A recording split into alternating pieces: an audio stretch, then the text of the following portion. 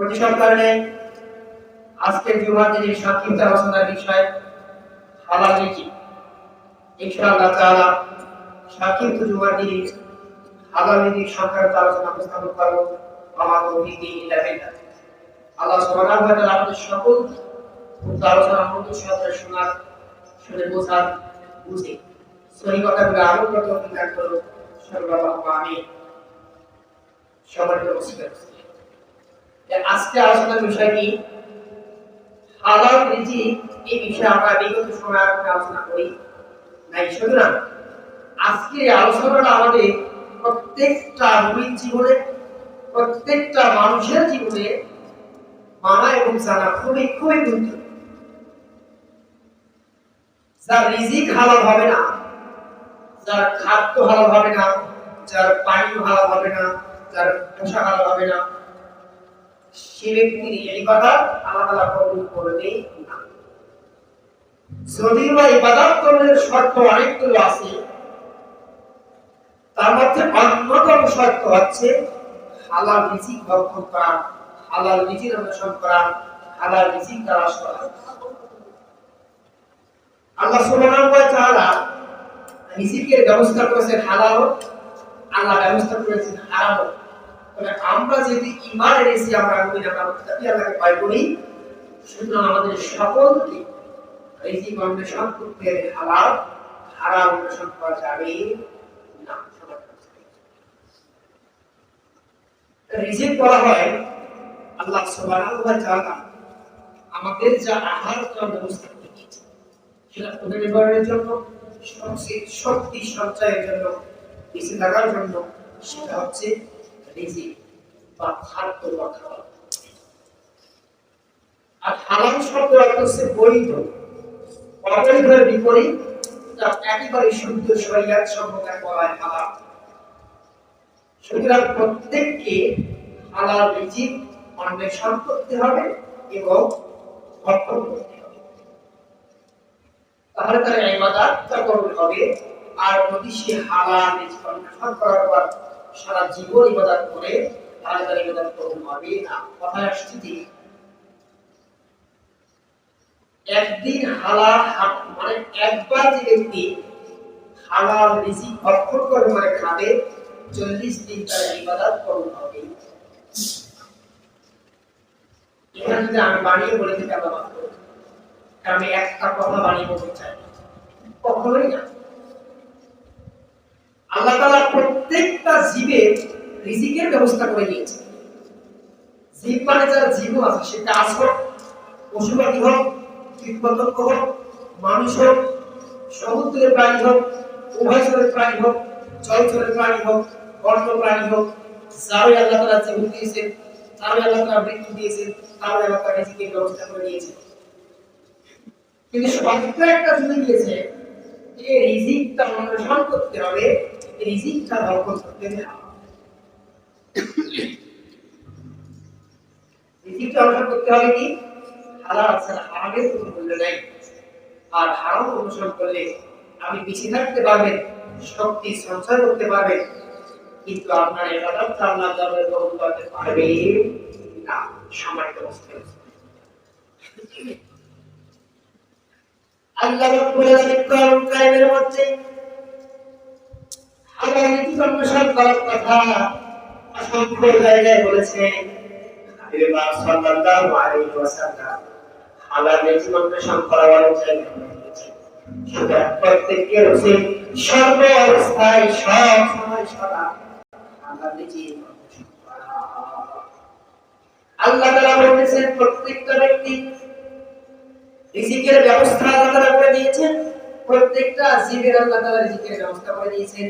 আল্লাহ তাআলা সূরাতুল হুদের মধ্যে বলেছেন, ওয়া মা মিন দাব্বাতিন ফিল আরদি ইল্লা আলা রিজকুহা। পৃথিবীর মধ্যে এমন কোন জীব নাই, এমন কোন জীব নাই যার আল্লাহ তাআলা রিজিকের ব্যবস্থা করে দেয় নাই। সুতরাং আল্লাহ রাব্বুল আলামিন প্রত্যেকটা জীবের রিজিকের ব্যবস্থা করে দিয়েছেন। প্রত্যেকটা জীবকে অন্বেষণ করতে হবে, খাইতে হবে, ভক্ষণ করতে হবে হালাল। এই যে হালাল ছাড়া আল্লাহর দরবারে কোনো কিছুই কবুল না। সেটা ইবাদতের ক্ষেত্রে হোক, আপনার আমলের ক্ষেত্রে হোক, আপনার রিজিকের ক্ষেত্রে হোক, আপনার ব্যবসার ক্ষেত্রে হোক, আপনার চাকরির ক্ষেত্রে হোক, আপনার সংসার জীবনে হোক, আপনার রাষ্ট্রীয় জীবনে হোক, আপনার ব্যক্তি জীবনে হোক, প্রত্যেকটা জায়গায় বৈধ লাগবে, প্রত্যেকটা জায়গায় হালাল লাগবে। এখন প্রশ্ন, আল্লাহ তাআলা তো চাইলেই আমাদেরকে যারা হারাম অন্বেষণ করে, হারামের সাথে সম্পৃক্ত, তাদেরকে আল্লাহ তাআলা রিজিকের ব্যবস্থা বন্ধ করে দিবেন। এই যে আল্লাহ তাআলা বললেন যে প্রত্যেকটা জীবের আল্লাহ সুবহানাহু ওয়া তাআলা রিজিকের ব্যবস্থা করে দিয়েছেন, সে যতদিন দুনিয়ার জীবদ্দশায় পথ চলন করে বেঁচে থাকবে ততদিন সে আল্লাহ তাআলার নিয়ামত রিজিক পাবেই পাবে। সে হারাম খাক আর হারাম খাক, সে অবৈধ থাকুক আর বৈধ পথে থাকুক, সে মুসলিম হোক আর সে কাফের হোক, সে পাবেই পাবে। আমরা এখন উক্ত আয়াতের তাফসীরে চলে আসি। উক্ত আয়াতের তাফসীরে ইমাম কুরতুবী রাহিমাহুল্লাহ তিনি বলতেছেন, তাফসীরে মারিফাতুল কোরআনের মধ্যে এসেছে, তিনি বলতেছেন, আয়াতের তাফসীর করতেছেন যে হযরত আবু মুসা আশআরী রাহিমাহুল্লাহ রাদিয়াল্লাহু তাআলা আনহু তিনি তার পুত্র নিয়ে ইয়ামিন থেকে মদিনার মধ্যে সফর করেন। এটা কিন্তু গল্প নয়, এটা হাদিস, যা তাফসীরের মধ্যে এসেছে। কারণ আবু মুসা আশআরী রাদিয়াল্লাহু তাআলা আনহু আল্লাহর নবী সাল্লাল্লাহু আলাইহি ওয়াসাল্লামের একজন বিখ্যাত সাহাবী। তিনি বলতেছেন যে ইমাম কুরতুবী তিনি বর্ণনা করলেন যে আবু মুসা আশআরী ইয়ামিন থেকে কিছু সংখ্যক সাহাবী নিয়ে তারা কি করলেন, ইয়ামিন থেকে মদিনার মধ্যে গমন করলেন। মদিনার মধ্যে আসার পর পথের মধ্যে তাদের কি হয়ে গেল, তখন পৌঁছিলে তাদের খাদ্য, তাদের পানি এবং তাদের আর্থিক সংকট দেখা দিল। এখন আর্থিক সংকট যে দেখা দিল, তারা কি করবে? এখন তাদের দুজন প্রতিনিধি হাবিব পাক সাল্লাল্লাহু আলাইহি ওয়াসাল্লামের দরবারে উপস্থিত করতে যাও, রাসূল সাল্লাল্লাহু আলাইহি ওয়াসাল্লামকে গিয়ে বলো যে ইয়ামিন থেকে একটা কাফেলা এসেছে, তাদের খাদ্য এবং পানির এবং অর্থ সংকট দেখা দিয়েছে, রাসূল তাদের জন্য সুব্যবস্থা। ওই দুইজন প্রতিনিধি যখন রাসূল পাক সাল্লাল্লাহু আলাইহি ওয়াসাল্লামের গৃহের সামনে চলে আসলেন, তার দরজার সামনে যখন চলে আসলেন, রাসূলের দরদ মাখা কণ্ঠে, রাসূলের মধুর কণ্ঠে ভেসে উঠলেন, ওয়ালা মিন দাব্বাতিন ফিল আরদি ইল্লা দুনিয়ার জমিনে আল্লাহ তাআলা এমন কোন প্রাণীকে বাঁচান নাই, তার রিজিকের ব্যবস্থা আল্লাহ তাআলা করে দেন নাই। ওই দুইজন সাহাবা যখন শুনলেন যে আল্লাহ তাআলা যে সবার রিজিকের ব্যবস্থা করে দিয়েছেন, সুতরাং আল্লাহ সুবহানাহু ওয়া তাআলা আশারি গোত্রের মুসলমানদের, আশারি গোত্রের মানুষগুলোরও খাদ্যের ব্যবস্থা আল্লাহ তাআলা করে দিয়েছেন। রাসূল পাক সাল্লাল্লাহু আলাইহি ওয়াসাল্লাম কণ্ঠে যখন আয়াত তেলাওয়াত শুনলেন, শোনার পর তারা রাসূলের কাছে আর কমপ্লেইন করলেন না, অভিযোগ করলেন না, বললেন যে রাসূলুল্লাহ আমাদের খাদ্য সংকট, খাদ্যের ব্যবস্থা করে দাও। তারা তাদের কাফেলার কাছে চলে গিয়ে বললেন, তোমাদের জন্য সুসংবাদ, সাহাবারা সঙ্গী সাথীরা, রাসূল পাক সাল্লাল্লাহু আলাইহি ওয়াসাল্লাম এর জবান ভরা কণ্ঠে, দরদ ভরা কণ্ঠে আল্লাহ তাআলা বলে দিয়েছেন প্রত্যেকটা প্রাণীর জন্য আল্লাহ তাআলা খাবারের ব্যবস্থা করে দিয়েছেন। আর সঙ্গী সাথীরা মনে করে নিলেন যে মনে হয় বলতেছে যে তার রাসূলকে গিয়ে বলছে, রাসূল মনে হয় সমর্থন করেছে, খাবারের নাম আর ব্যবস্থা হয়ে যাবে। তারা এটা মনে মনে ভেবে তারা বসে রইলেন। কিন্তু ওই দুইজন রাসূলকে মোকাম করেন, রাসূলকে বললেন যে রাসূলুল্লাহ ইয়ামিন থেকে কাফেলা মদিনায় চলে এসেছে, খাদ্য সংকট দিয়েছে, আপনি খাবারের ব্যবস্থা করে দেন। সঙ্গী সাথীরা এটা মনে করেছে। এমন এক সময় দুইজন মানুষ খাদ্য ভরা রুটি এবং গোশত নিয়ে এসেছে। আল্লাহর রাসূল পাক সাল্লাল্লাহু আলাইহি ওয়াসাল্লাম আমাদের জন্য খাবার পাঠিয়েছেন। রাসূল এই ঘটনাটা জানেন না, কিন্তু আল্লাহ সুবহানাহু ওয়া তাআলা অলৌকিক ক্ষমতার কুদরতে এই যে আল্লাহ তাআলা বলেছেন যে প্রত্যেকটা আল্লাহ তাআলার যে জীব আছে, সৃষ্টি আছে, সকলকে আল্লাহ তাআলা রিজিকের ব্যবস্থা করে রেখেছেন। রিজিকের ব্যবস্থা আল্লাহ সুবহানাহু ওয়া তাআলার দায়িত্বে। তখন খাবারের খাদ্য ভরা খাঞ্চা চলে আসে স্ত্রী এবং রুটি। তারা সকলে এত সুস্বাদু, এত সুন্দর স্বাদ, তারা সকলেই পেট ভরে খেলো। খাওয়ার পরে অনেকগুলো বাঁচার পর তারা আবার সিদ্ধান্ত নিয়ে যে যাও দুইজনকে পাঠান রাসূলের কাছে, যাও রাসূলের কাছে দিয়ে এসো, তারা অন্য একটা ব্যবস্থা করবে। এমন সময় রাসূল পাক সাল্লাল্লাহু আলাইহি ওয়াসাল্লাম চলে আসে, ইয়া রাসূলুল্লাহ, আপনি আমাদের কাছে যে খাবারটা পাঠিয়েছেন অনেক সুস্বাদু ছিল, অনেক সুন্দর ছিল, খাবার পর এই দিন আবার রাসূল তো শুনে অবাক, আমি কখন খাবার পাঠালাম, কেউ তো আমার কাছে খাবার চাওয়ার জন্য আসেনি। তখন ওই দুইজন কাফেলার সঙ্গে এই দুইজন তখন বললেন যে এই এই ঘটনা। রাসূল পাক সাল্লাল্লাহু আলাইহি ওয়াসাল্লাম বললেন, আমি পাঠাই না, সেই সত্তা পাঠিয়েছেন ওই আল্লাহ তাআলা পাঠিয়েছেন, যে আল্লাহ তাআলা সূরাতুল হুদের মধ্যে বলেছেন এমন কোন প্রাণী নাই, এমন কোন জীব নাই যার ব্যবস্থা আল্লাহ তাআলা করে দেন নাই রিজিকে। সুবহানাল্লাহ। এই আয়াতের তাফসীরে ইমাম কুরতুবী রাহিমাহুল্লাহ তাফসীরে মারিফুল কুরআনের মধ্যে আয়াতের ব্যাখ্যা লিখেছেন। সম্মানিত মুসলিম, সুতরাং রিজিক আমাদের আসবে, তবে এখানে একটা শর্ত জুড়ে দেওয়া আছে, এই রিজিকটা আমাদের হালাল। আপনি হারাম সারা জীবন খান, আল্লাহর বিন্দু মাত্র যায় আসে না, কারণ আর দুনিয়ার মাসরাতুল আখিরাহ, দুনিয়া হচ্ছে আখিরাতের শস্য।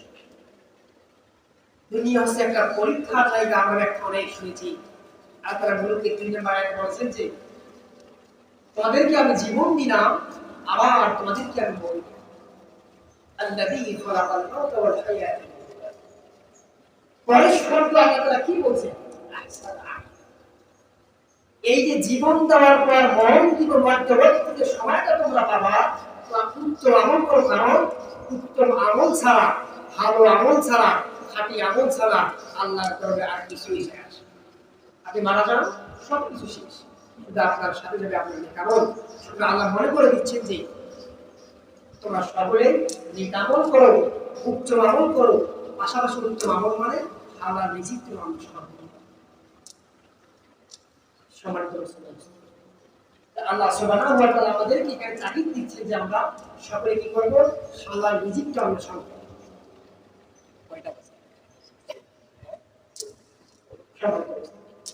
আল্লাহ সুবহানাহু ওয়া তাআলা সূরাতুল জুমার মধ্যে বলেছেন, 10 নম্বর আয়াত, সূরাতুল জুমার 11 আয়াত, সর্বশেষ আয়াতের আগের আয়াতে আল্লাহ তাআলা বলেছেন যে তোমরা ফরজ সালাতের পর, আল্লাহ কি বললেন, তোমরা ফরজ সালাতের পর তোমরা জীবিকা অন্বেষণ করো, এটাও তোমাদের জন্য ফরজ। সম্মানিত উপস্থিতি, সুতরাং আজকে সংক্ষেপে একটু বললাম যে আমাদেরকে হালাল রিজিক অন্বেষণ করতে হবে। একটা হাদিস বলে শেষ করে দিচ্ছি। আর আব্দুল্লাহ বিন মাসউদ রাদিয়াল্লাহু তাআলা আনহু قال قال رسول الله صلى الله عليه وسلم, আল্লাহ রাসূল সাল্লাল্লাহু আলাইহি ওয়াসাল্লামের সাহাবী হযরত আব্দুল্লাহ বিন মাসউদ রাদিয়াল্লাহু তাআলা থেকে বর্ণনা করেছেন, রাসূল পাক সাল্লাল্লাহু আলাইহি ওয়াসাল্লাম বলেছেন, তালাবু কাসিবিল হালাল, তালাবু মানে অন্বেষণ করা, কাসিব হালাল মানে হালাল রিজিক। তোমরা হালাল রিজিক অন্বেষণ করো, হালাল রিজিক তোমরা খোঁজো, কি করার পর, ফারিদাতুন বা'দাল ফরজ, ফরজ সালাত আদায় করার পর আরেকটা ফরজ। রাসূল পাক সাল্লাল্লাহু আলাইহি ওয়াসাল্লাম বললেন যে তোমরা ফরজ সালাতের পর হালাল রিজিক অন্বেষণ করো, এটা আরেকটা ফরজ। সুতরাং খুবই গুরুত্বপূর্ণ একটা বিষয়, আমাদের সকলের হালাল রিজিক অন্বেষণ। এখন কোন রিজিক অন্বেষণ করলে হালাল হবে, কোন রিজিক অন্বেষণ করলে হালাল হবে, বিস্তারিত আলোচনা ইনশাআল্লাহ তাআলা সামনে তোমরা আরেকটু বলবো। আমরা এখানে কিছু বিষয়কে একটা হালাল করে কি ব্যবসা, ব্যবসা মনে হয় খুবই হালাল, শ্রম দিয়ে যেটা ইনকাম করে সেটা মনে হয় হালাল, এগুলোর মধ্যেও হারামের সম্ভাবনা আছে। ইনশাআল্লাহ তাআলা আমরা সামনে বিস্তারিত আলোচনা করব। ছোট্ট একটা সূরা আলোচনা করব, সূরাতুল মুতাফফিফিন, ওয়াইলুল লিল মুতাফফিফিন। দুর্যোগ ধ্বংস তাদের জন্য যারা মাপে কম। মাপে কম হয়ে যায় ব্যবসায়ীরা যারা, তারাই তো মাপে। মানে ব্যবসা আমরা সকলে মনে করি যে ব্যবসা হালাল, ব্যবসা হালাল। প্রত্যেকটা নবী রাসূল ব্যবসা করেছেন, সাহাবায়ে কেরাম ব্যবসা করেছেন, তাবেঈন ব্যবসা করেছেন, সবাই আমরা ব্যবসা করব হালাল। এই ব্যবসার মধ্যে হারাম আছে না নাই? আমাদেরকে হালাল উপার্জন করতে হলে রাসূল পাক সাল্লাল্লাহু আলাইহি ওয়াসাল্লামের অনুসারী আল্লাহ সুবহানাহু ওয়া তাআলা যে দেখানো পদ্ধতি অনুযায়ী আমাদেরকে হালাল জীবিকা অনুসরণ করতে হবে। ওয়া আলাইনা বিল বালাগ।